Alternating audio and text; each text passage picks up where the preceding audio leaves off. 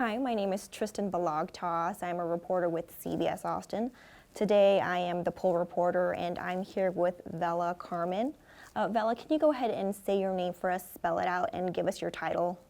Sure, I'm Vella Carmen, Vellakarman,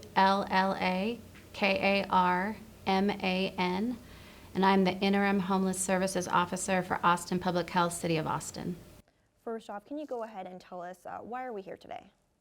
Sure, so I'm part of the Social Services branch of the Emergency Operations Center, which is the system that oversees the response to COVID-19. I'm here to talk about some of the things that the Social Services branch is doing, standing up several task force and strike teams to provide services for individuals.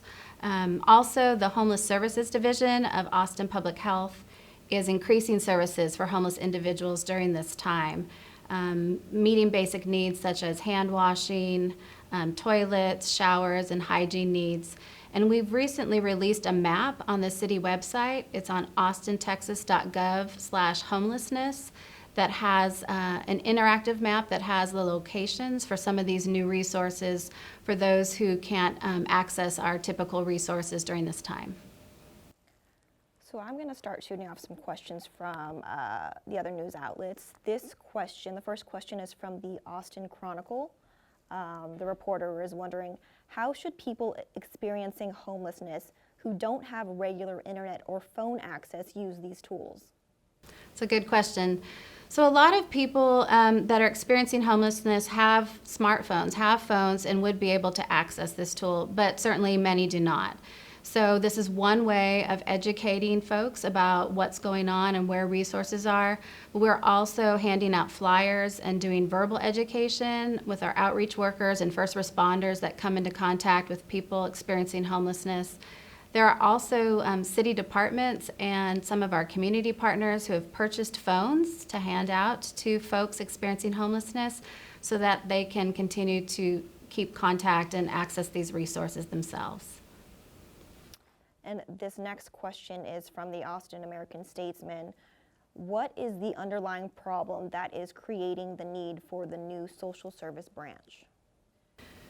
So in most emergencies and disasters, when the Emergency Operations Center is stood up, it's activated, it's a joint effort between Austin and Travis County. The Social Services branch gets stood up as well. It is set up to take care of the needs and evaluate the situation for people that are maybe in a vulnerable population, which would certainly include people experiencing homelessness, helping them get access to basic needs, looking at language access, looking at food access, childcare, and some of the things that folks may not have access to in the mainstream resources, but really looking at kind of special needs populations and what those needs might be and how we might address them. This next question is from Univision. What other strategies in short term is the city implementing to help the homeless community? So during the COVID-19 response, we're very aware that if people are asked or told to isolate or quarantine, if they have symptoms or if they test positive, that they may not have a place to safely do that. And so the city has set up a facility to allow people who cannot safely isolate or self-quarantine or monitor their symptoms or the potential exposure at home. They can stay in this facility. It's a hotel. And we're setting up additional hotels specifically for that purpose as well, with the homeless population in mind. Even folks who might be in shelter, in spaces where there are a lot of people in one space, if they start having symptoms, they may need to be separated. So we're really looking at how we might respond to this pandemic in a really focused and strategic way for all the people that may need resources, and I'm focusing on those that are experiencing homelessness. I'm going to go back up. This is another question from the Austin Chronicle. What agencies are part of the Behavioral Health Task Force, and what kind of outreach work will they be doing? So the Behavioral Health Task Force is one of those underneath the Social Services branch. Integral Care, and they are our mental health authority for Austin Travis County. They're the lead for the Behavioral Health Task Force. And behavioral health typically includes both mental health services and substance use services. also those with intellectual developmental disabilities.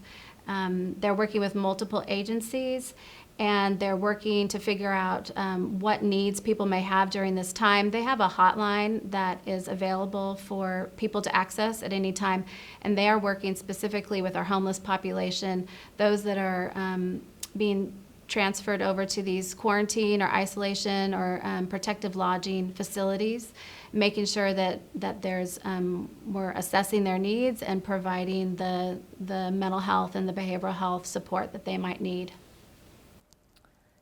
Question is from Austin American Statesman. Is there any new information regarding the city's plan to house those experiencing homelessness in hotels during the coronavirus pandemic?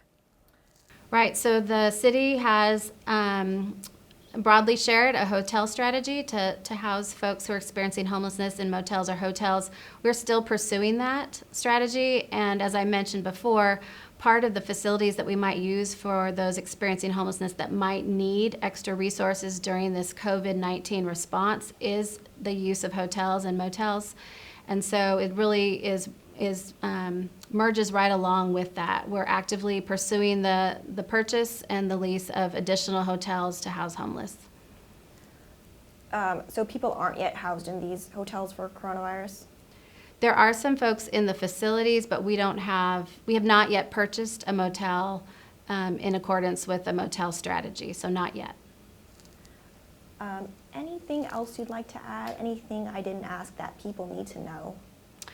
This is just a really hard time, and it's going to take everybody doing their part. It's really important that everyone has the access to the resources that they might need to make safe and responsible choices, and our homeless population is certainly among that.